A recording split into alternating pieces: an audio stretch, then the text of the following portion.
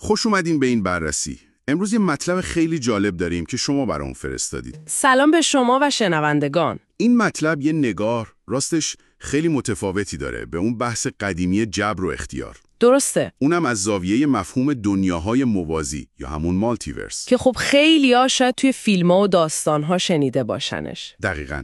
ولی اینجا انگار یه جور دیگه‌ای بهش نگاه شده، نه؟ به عنوان یه ابزار فکری. بله، برای فکر کردن به انتخاب‌هامون، چطور انتخاب‌های ما، آگاهیمون و این ایبه دنیاهای موازی اصلاً به هم ربط پیدا می‌کنن. هدفمون هم همینه. بفهمیم این دیدگاه چطور انتخاب‌های ما رو وصل می‌کنه به یه عالم واقعیت ممکنه دیگه.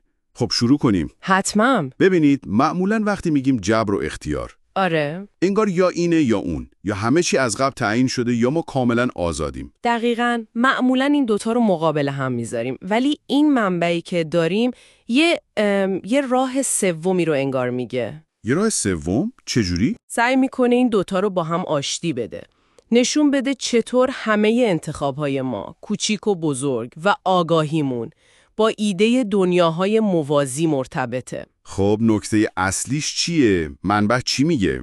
میگه که هر انتخابی که ما میکنیم، یعنی هر تصمیم، هر چقدرم کوچیک، مثلا چایی بخورم یا قهوه؟ آره، حتی در این حد، انگار یه شاخه جدید توی یه درخت بی‌نهایت بزرگ احتمالات باز میکنه. عجب، یعنی هر لحظه با هر تصمیم یه نسخه دیگه‌ای از ما توی یه دنیای موازی دیگه، یه راه دیگه‌ای رو میره. بی‌نهایت نسخه از ما در بی‌نهایت دنیا؟ دقیقاً. تصور کنید یه شبکه عظیم از تمام مسیرهای ممکن. خب پس جبر اینجا چی معنی میده؟ اگه این همه مسیر هست؟ آها، نکته جالبش همینه. این دیدگاه جبر رو یه جور دیگه تعریف میکنه. چجوری؟ نمیگه فقط یک مسیر از پیش تعیین شده هست. میگه همه مسیرهای ممکن، همشون همزمان توی این شبکه دنیاهای موازی وجود دارن از قبل. یعنی مثل یه نقشه خیلی خیلی بزرگ که تمام خیابونهای ممکن توش کشیده شده. دقیقاً. حتی اون خیابونهایی که ما هیچ وقت پامون رو توشون نمیذاریم، اونا هم هستن به صورت بالقوه. خب اگه اینجوریه پس نقش اختیار ما چیه؟ اگه همه فیلمنامه‌ها نوشته شده. خب همینجاست که اختیار یه معنی خیلی خاص پیدا میکنه. چه معنی؟ طبق این منبع اختیار یعنی اون توانایی آگاهی ما. آگاهی؟ آره. آگاهی ما انتخاب میکنه که کدوم یکی از این مسیرهای موجود رو تجربه کنیم. یعنی مثل یه نورافکن که میندازیم روی یکی از اون خیابانای توی نقشه؟ دقیقاً. تشبیه خوبیه. اون خیابونی که نور روش میفته میشه واقعیت تجربه شده ما. پس ما با انتخاب هامون اون مسیر رو برای خودمون روشن میکنیم. بله. و جالبه که این انتخاب ها روی بقیه هم اثر میذاره، مثل موج. روی بقیه چطور؟ خب انتخاب های ما توی یک شبکه به هم پیوسته اتفاق میفته دیگه. رو زندگی اطرافیانمون هم تأثیر میگذاره، هرچند غیر مستقیم. اینجا دیگه واقعا عجیب میشه.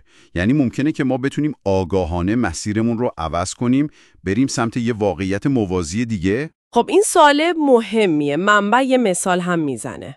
همون مثال معمار و پزشک؟ آره، کسی که معمار شده ولی همیشه دلش میخواسته پزشک بشه. خب چی میگه میشه؟ میگه این تغییر مسیر یعنی نزدیک شدن به اون واقعیت دیگه ممکنه. جدی؟ چطوری؟ اما نه اونجوری که تو فیلم‌ها میبینیم، یهویی و با یه دستگاه. پس چجوری؟ نیاز به یه تغییر مسیر خیلی بزرگ و ارادی داره توی انتخابامون. باید کلی زمان و انرژی صرف کرد. یعنی یه شبه نمیشه؟ نه اصلاً. مثل اینه که بخوای مسیر یه کشتی خیلی بزرگ رو تو اقیانوس عوض کنی. آها، کند و پیوسته. دقیقاً. تدریجی و با کلی تلاش مدام. باید قدم به قدم با تصمیمای جدید خودت رو به اون مسیر بالقوه نزدیک کنی. پس در واقع انتخاب‌های ما، چه اونایی که آگاهانه می‌کنیم، چه اونایی که ناخودآگاه، بله، اینا هستن که تعیین می‌کنن ما کدوم یکی از اون بی‌نهایت سرنوشت ممکن رو داریم زندگی می‌کنیم. دقیقاً همینه. یعنی جبر به معنی وجود همه احتمالات و اختیار. اختیار یعنی فرایند آگاهانه انتخاب و رفتن تو دل یکی از اون احتمالات. پس اینا دیگه ضد هم نیستن تو این دیدگاه. نه، کنار هم معنی پیدا میکنن. این با نگاه‌های سنتی خیلی فرق داره. خب اگه بخوایم یه جمع‌بندی کنیم از این نگاه، چی میتونیم بگیم؟ به نظرم این منبع یه تصویری میده که توش هم جبر هست به معنی وجود همه امکانها و هم اختیار هست به معنی انتخاب ما بین اون امکانها. دقیقاً. و ما با تصمیم هامون دائما داریم واقعیت تجربه شدمون رو میسازیم از بین گزینه‌هایی که خب بیشمارن. یه جورایی مسئولیت انتخاب هامون خیلی سنگین‌تر میشه اینجوری. میشه گفت. و شاید سوال مهمی که تهش برای شما شنونده ها میمونه این باشه. چی؟ اگه قبول کنیم که هر نسخه دیگه ای از زندگی ما همین الان به شکل بالقوه وجود داره، خب آیا این فکر نگاه ما رو به انتخاب بعدی که میکنیم عوض نمیکنه؟